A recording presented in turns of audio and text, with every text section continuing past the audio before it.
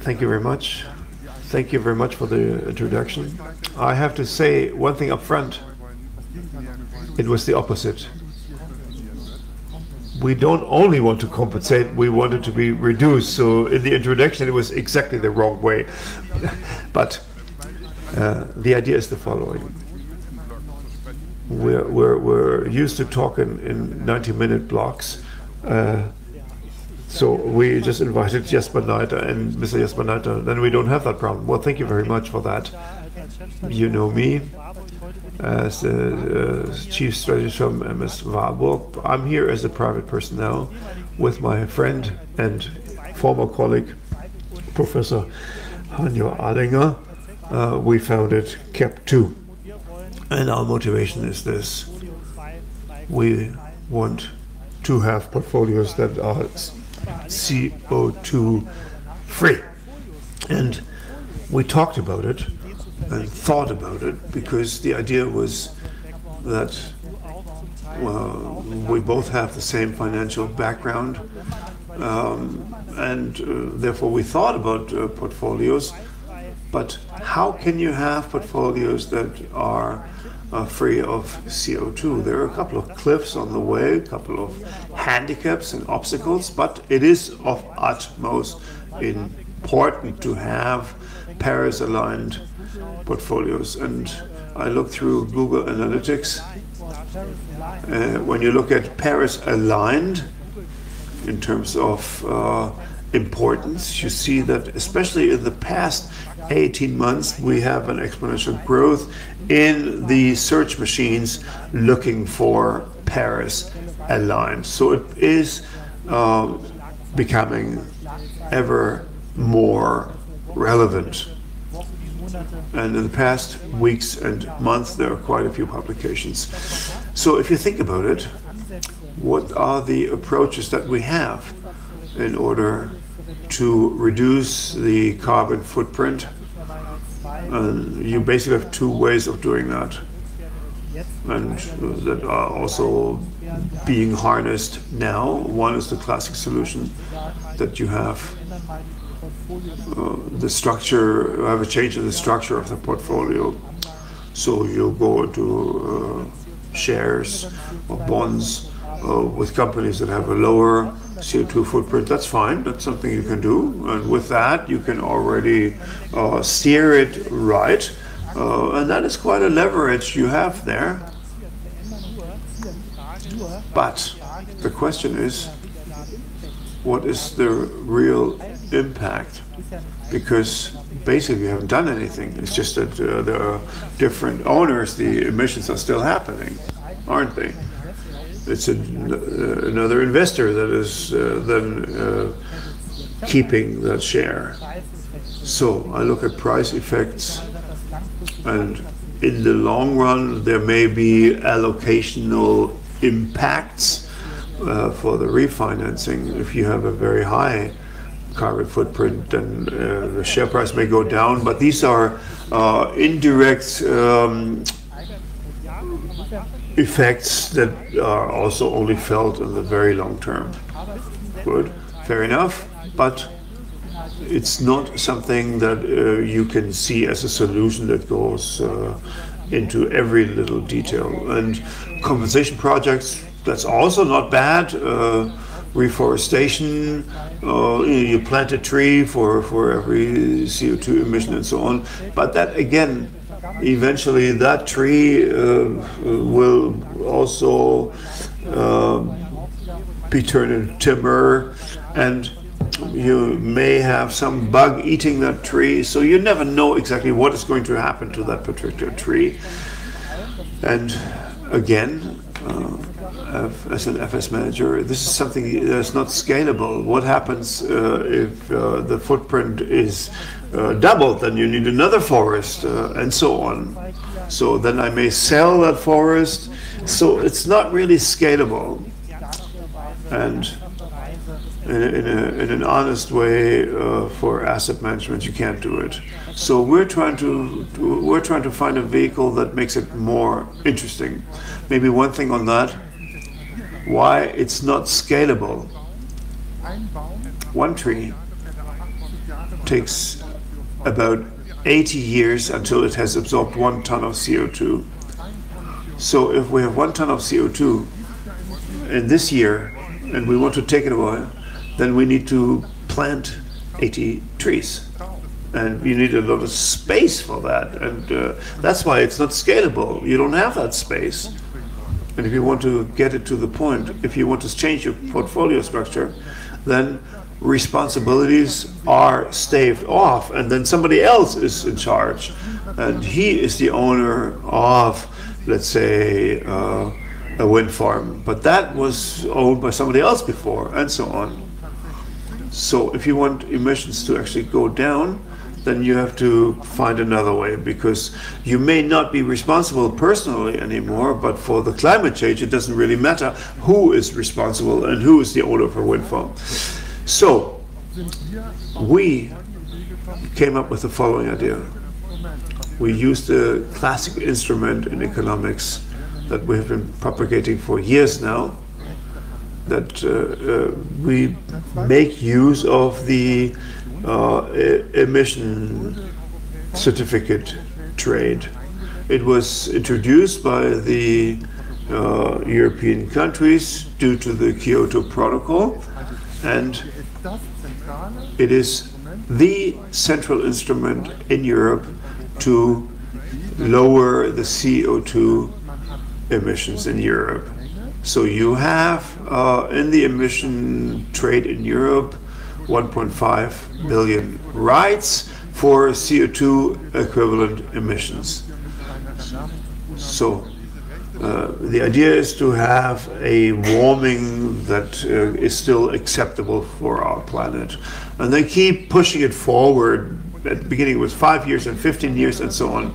But every year there are fewer certificates. In fact, 2.2% fewer certificates that are being issued. And we have about 11,000 companies in Europe that are by law required to be part of the certificate trade. So it is the cement industry, the aviation industry, steel, energy, and so on. And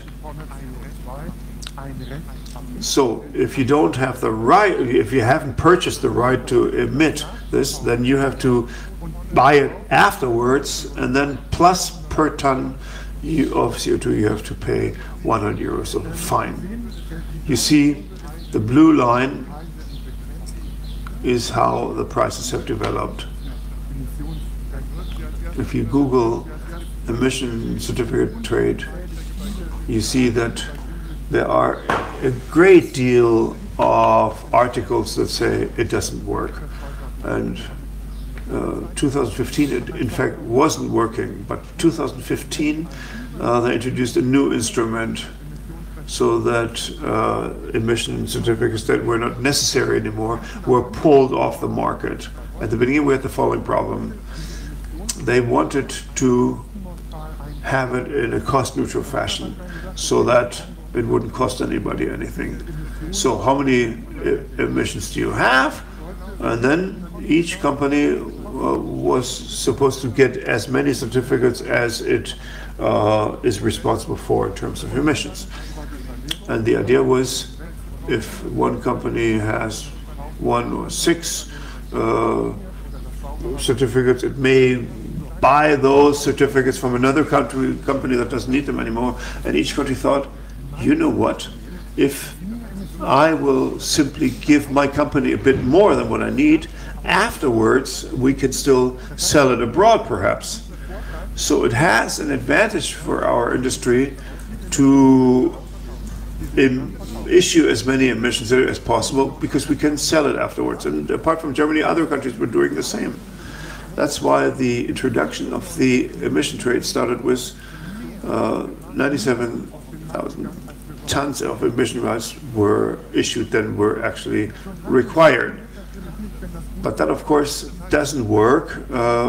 Trade never works if the merchandise is not scarce. So if you have more certificates than emissions, those certificates went down all the way to a few cents. So how do we get them back on track? And in 2015, they had a solution which in 2018 became law and is working now since 2019. And so far, 1.2 billion rights have been pulled off the market. That was only the first problem. Afterwards, there was a very generous way of calculating emissions. So we had way too many emission certificates in the market. But you see on the time scale, right after that announcement, prices went up, and since 2019, since we have that market stability, this is the instrument of the market to destroy those certificates that are necessary, the prices went through the roof. We're now at 90 euros per ton. You continue? Yeah, I can. Yeah, that's a simple, easy to understand diagram here, cap and trade.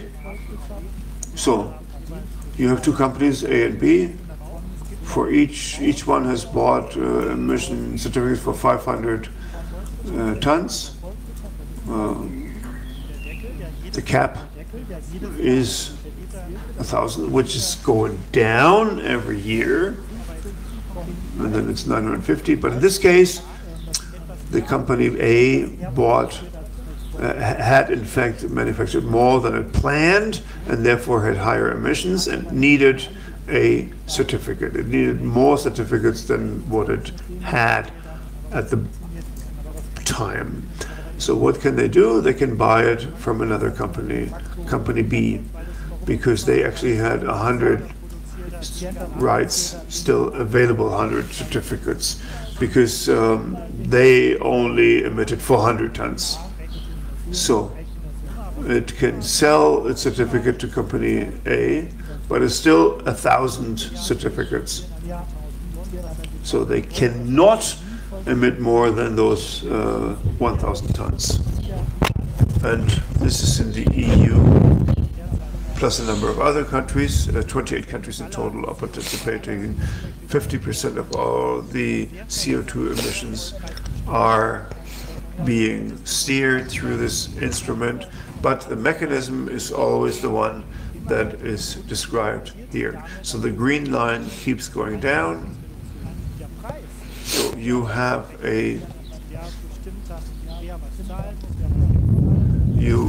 the same system that this will reduce the emissions. That is always assured. So, and this is something economists really like, the price that the one who's emitting, who has the most, the maximum cost of changing this own limits. So we have got really a valuable resource efficiency considering the environment. We have got security, what is related, that is related to the planning. We are just only distributing, but the amount of emission is established by the country, so that we have got 2.2% less every year. We want to increase that until up to 4.2%. So that is for every year. That's a proposal from the Commission, European Commission. So this is like the game, the trip to Jerusalem. So it is called in German. So and this is well, supposedly we have to invest into the avoidance rights, and this is the point where we are working. So we are buying those rights from those companies that need it less than they need, So maybe a company needs 100,000 tons and they are only emitting 90,000. So they have got 10 tons that we are buying. And with our model, we are avoiding that a buyer is buying them to use them. We are giving those emissions to foundation of environmental protection. So this we have got a founding council, and then we are controlling those emission trades. So you know maybe atmosphere, where emissions, low emissions ovens are distributed in Africa, and they have to check that they are really using those ovens. And when they tried to compensate those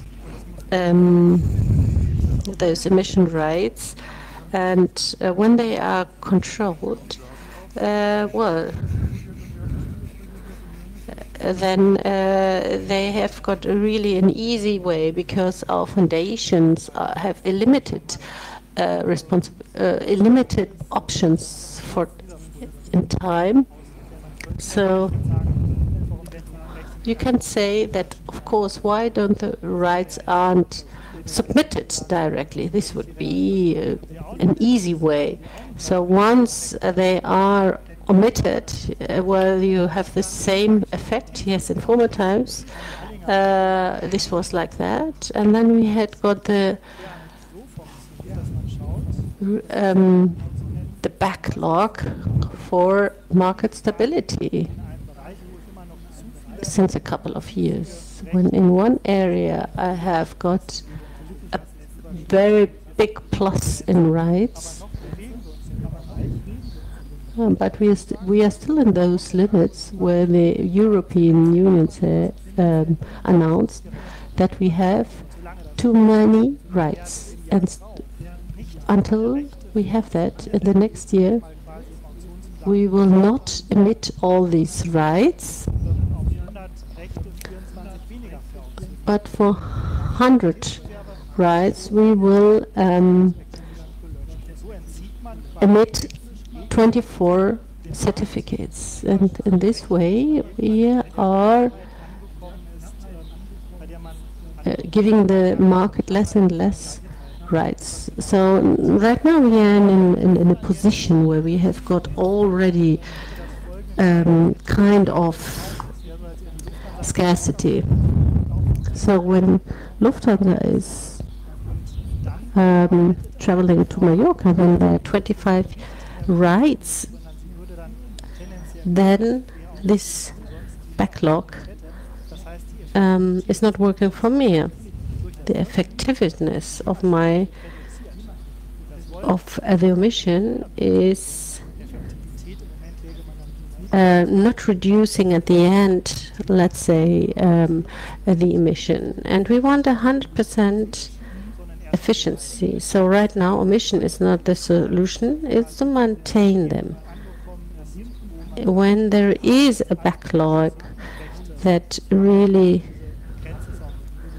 has really come to a limit, at this point, then we can, well, start to omit those rights and to delete them. And it depends a little bit on the political movements. So we have got really a didactic moment concerning those certificates. We are looking into depth which are really needed for pollution, and those that are exceeding the need will be reduced step by step from the 100%. So these delete should be taken in place, well, every year. We want that. And that's the solution we are giving.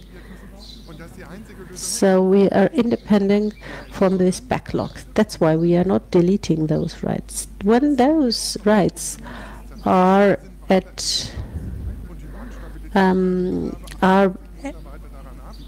bought by the foundation, they are still counting and they are not deleted in the market. So at the end we will have, well, we know that already, scarcity of these rates. We can see that in the price development, because in this moment we know that we will have a backlog for the market, and we have really dramatic increase of the pricing that you maybe have never lived in with other shares. But at the moment where we have got this backlog in place, we had got this extreme increasing. That is a reflection of the fact that the rights are really limited and that the mechanism is really delivering as it should. And now we have got really a lot of studies about that. Of course, there could be a better performance of this mechanism, but still the idea behind is very good, and we have achieved what we wanted to achieve. Going back, why in February 2019 we have no effect? There the backlog was already in place. It could be that investors were sleeping. No. In May and June, the Commission was counting how many certificates were deleted. And at this moment is when the number increased. Everybody knew the theory, but nobody knew a number how this could provoke, what scarcity this could provoke.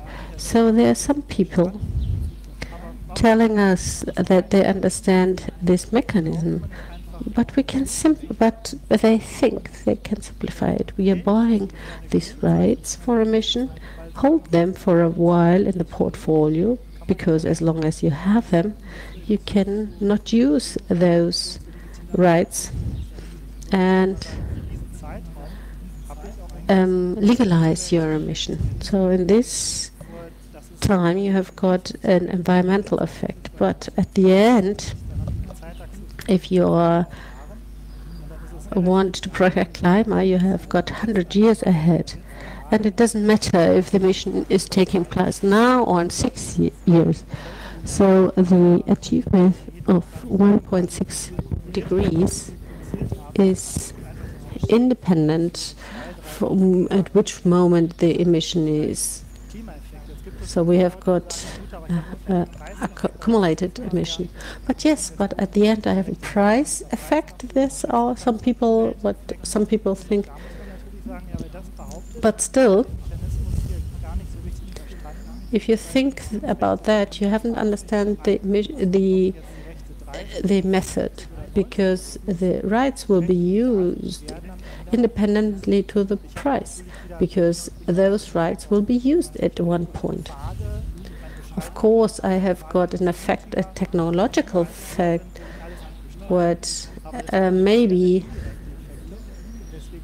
these are only indirect effects. So for us, it was pretty clear to hold these rights and sell them later. This would be very not optimized way.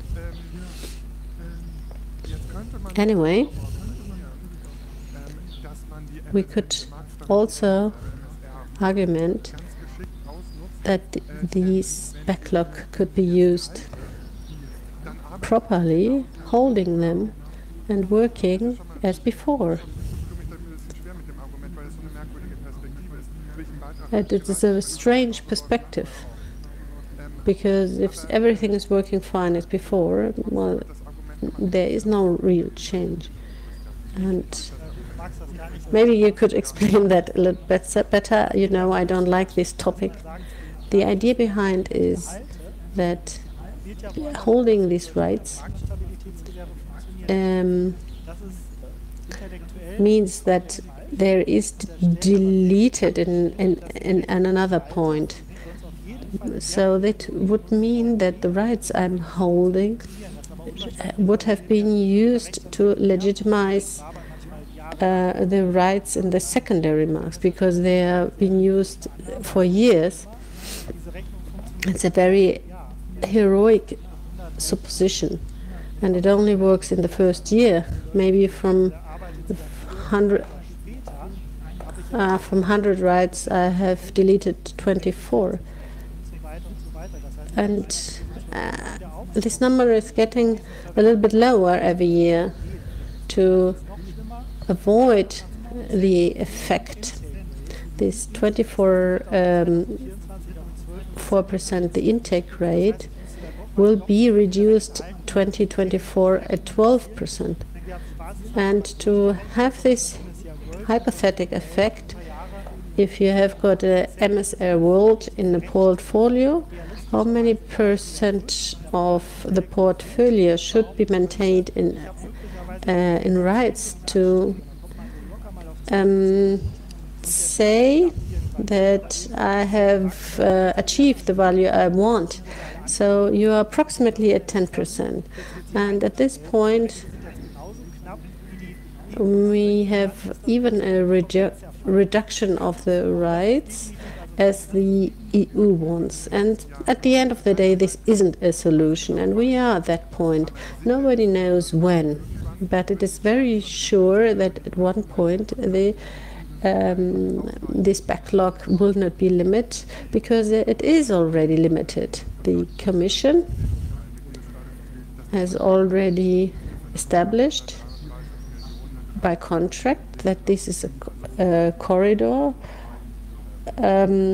with 1.5 billion certificate.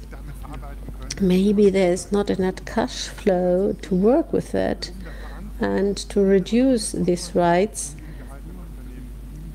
in order to follow the responsibilities. So that's why I brought some numbers with me. 1.58 billion certificates are in place, and admitting that we have 100 billion capital investments in the MSCR world without any additional emission, so that we could reach the target of 1.5 degrees, then we need only 31,000 certificates. So today maybe the numbers are a little bit different, but this is, well, just to give you a correlation, it's 0.002% of those available rights. Even with a very big investment of 100 billion euros, we will have no additional pricing. And this is a screenshot of an announcement by the EU Commission about the overall figure of the certificates that are in circulation. I think there's a new one now. Yeah, well, they announced it 3 days ago, but it hasn't been published yet. I checked last night. Okay. Now we could ask, why do they have to be EUAs? If you shop around, you see there are other certificates that are less expensive, that tell you that somewhere in the world you help to plant a tree, to build a wind park, anything. The problem is, with all of these stories, you haven't really made any contribution towards the future. It's just the great thing of the past is being distributed, and that you say, yes, I have been participating because the treatment plant is already there. The wind park has already been there for 10 years, for decades now, and still you can join in and actually make a profit. You get a reduction certificate, and they say, great, you have contributed to having less CO2. Actually, not you, but the architects 15 years ago who designed it. And then it was obvious that in the long run, emissions will go down. So you see, yes, I was part of it, I have part of the glory, but actually you have no impact on the emissions of the future. And when we're talking about European emission rights, it's something that is actually towards the future. When we buy emission certificates, then somewhere in the world somebody may not be able to emit anymore. And that is something that the state, the legislator, will control. And that's why it is pointed to the future. Yes, and then we could have a bit of a stress test and say, what could go wrong? Are there any changes in the rules that the legislator modifies certain fine points so that our idea wouldn't work anymore? We thought about it, but we have a number of examples here. When you say, okay, we have a reduction path that is designed by law, it's 2.2 to 4.2% would be the increase for the annual cap, but in the next path it will go down to 0.42%. Great, they can do that. Good for them, good for us. If we are successful, we may even go to 4.4%, but it will not change the way we work. And certain criteria might change when the reserve will stop working, so it either takes longer or less time, but the certificates keep being held without being scarce. It doesn't affect us. And the worst case would be we have a great instrument, but we don't want it anymore, so that the government decides to abolish the ETS. That would be total capitulation. It's not very likely, especially because you need 28 countries to agree to do that. But if that is the case, we would have some completely different problems. But then, of course, this approach, it wouldn't be making any sense for the future. But up until then, it would have contributed, so that only that it couldn't continue anymore. So in all realistic scenarios, looking at it in detail, they would not be relevant in detail. Maybe one further point, you could argue that perhaps these emission rights were not used by cement works to buy their rights, but only by somebody who's speculating with it. So you didn't really make any contribution. No, that's wrong, because even the one who's speculating can only do the business because at the end of the day, you need to have an emitter who buys it, because if they stop doing it, it's not the person who's doing the speculation who will still hold the certificate, but it will be sold to somebody who's actually emitting. But again, it is the effect of the quantities.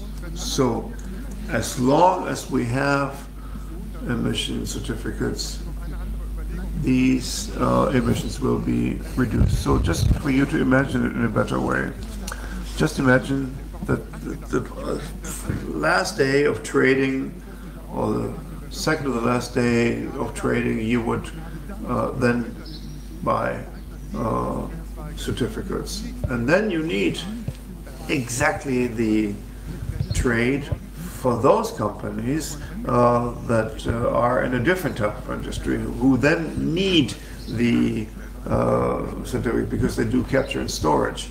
So for that, you again need the certificates. So if on that second to last day of trading you go to your safe, you're not allowed to because of the rights of endowments, again you would find buyers and the emissions will go up. So it must have been that when they were in fact guarded in your safe, emissions went down. My screen is getting a bit nervous. I think we have to speed up a bit. All right. So, what do the regulators say to this? Well, in the Ministry of the Environment, they have a research paper that is looking at the idea of CAP2. They don't know us, but they say, yes, there are those that are doing some stuff with carbon trade and compensation business and so on. And there are the real EUAs. So they thought about it. If we just had emission reductions in such a way that somebody comes along and put them there and silence them for a while, I mean just freezing them. And there are two conditions for that. The first condition, keep them and do not eliminate them as long as the market is stable. We talked about that. This is of course exactly what we do. And second, just as important, find a vehicle that legally guarantees that you have a safe for those certificates which is legally clean.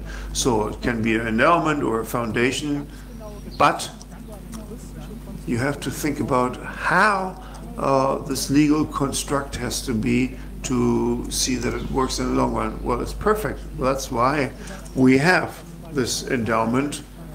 And we have the second side from politics, and you look at these criteria, and we fulfill these approaches. Just an anecdote.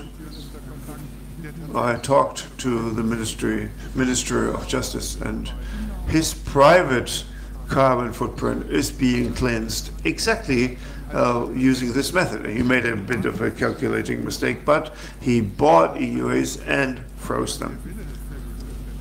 So you see the will of the politicians is there.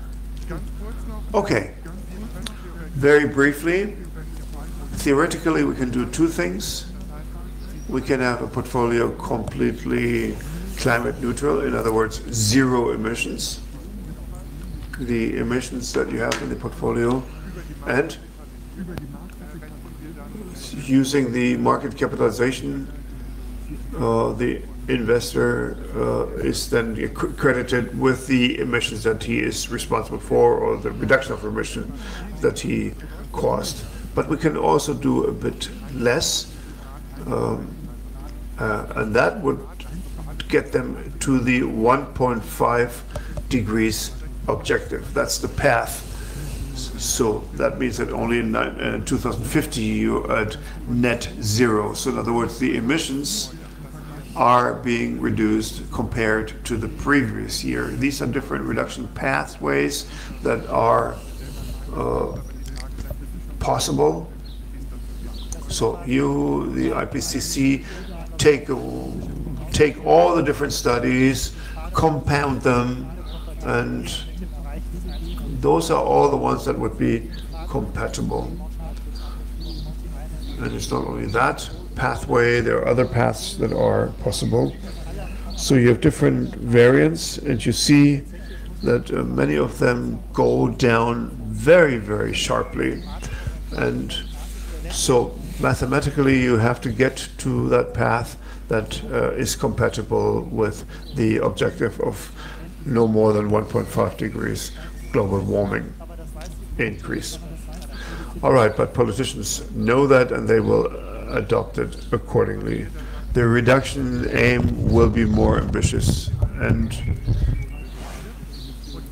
to what extent have they already reduced their emissions, and was it enough? Was it sufficient to make sure that global warming will not go beyond 1.5 degrees? Yeah, we're making it. We're still in time. So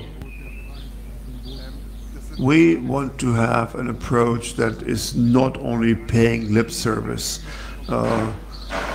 You see us, we are not the eco-types.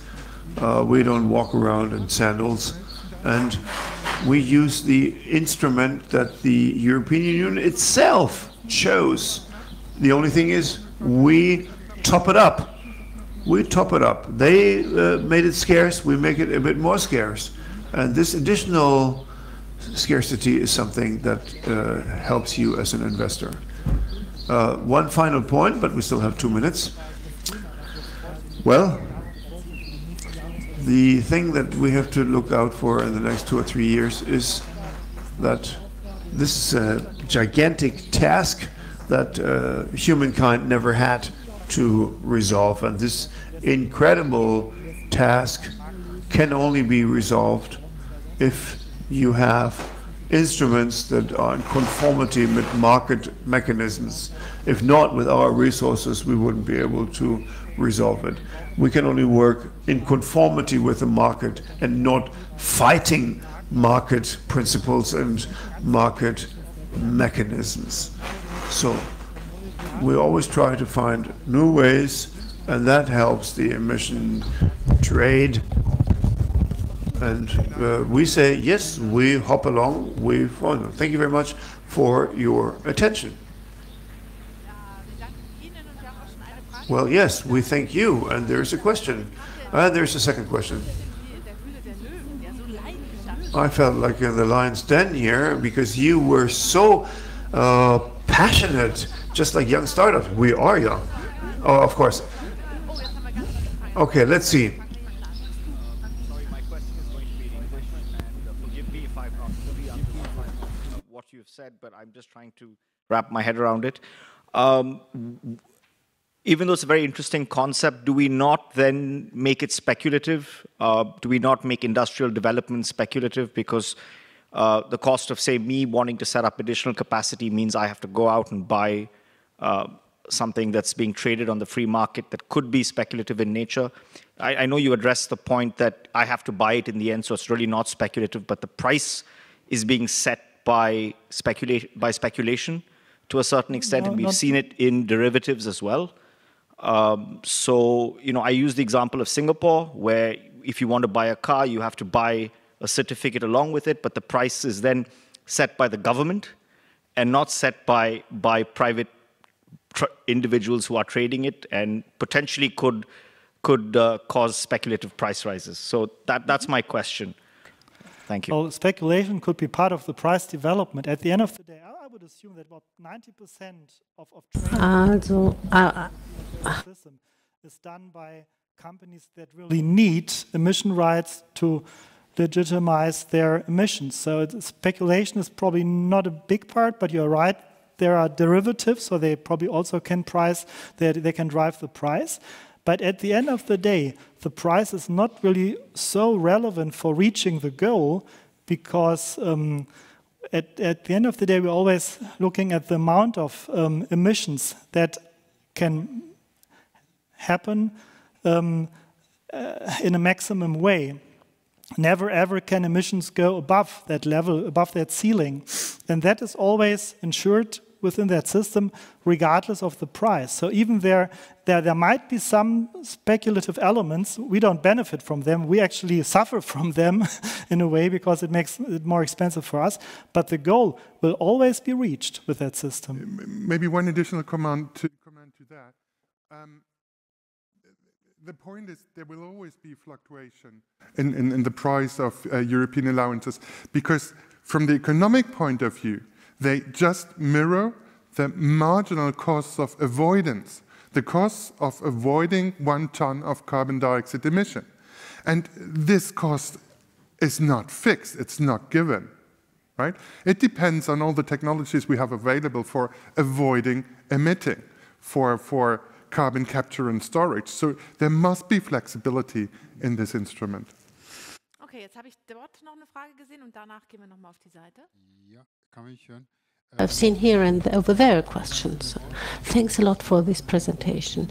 I need some support concerning one topic. Beforehand, Mr. Lieber talked about, in the graphic, he talked about that Europe and is, well, getting close to the target, and China and Asia with their carbon emission are really pushing us in the other direction.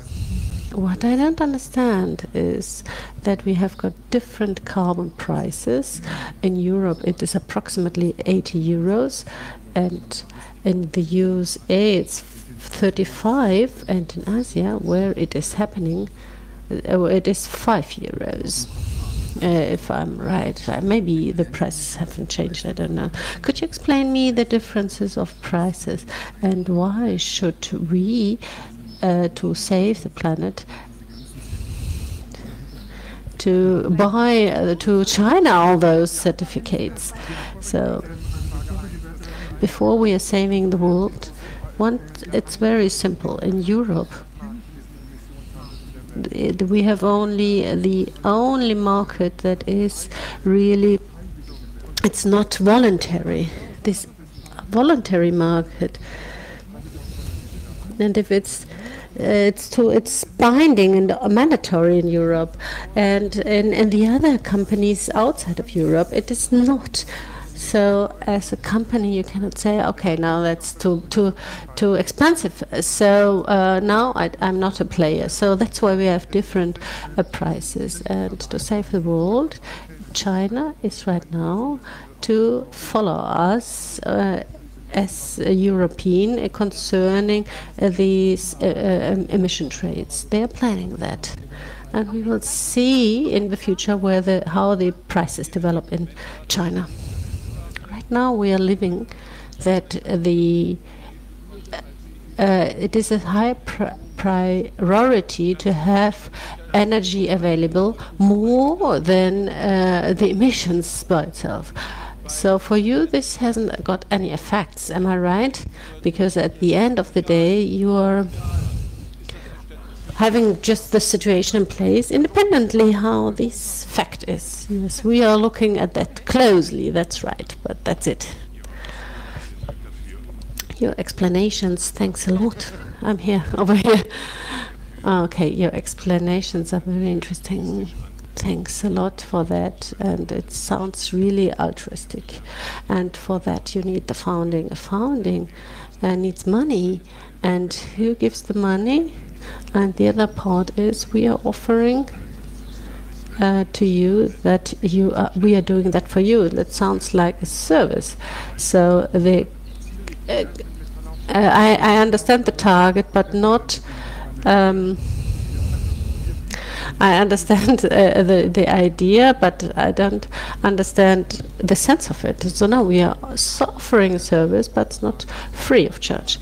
Of course, the portfolio and the setup and the model will be paid. The founding by itself has no additional costs, because you just need an account. We haven't established the founding. We just founded founding to protect the climate, buying the emissions. So this was a founding that already exists. So there are no additional costs. So these rights are saved in the treasure. This is the cost. The question is good, yes. So at the end, Dr. Lieber has a half an hour and he will give some explanations. So also individual companies are working on that. Please, could you neutralize our footprint? There are companies that want us to help. So you have got a payment in food, so thanks a lot.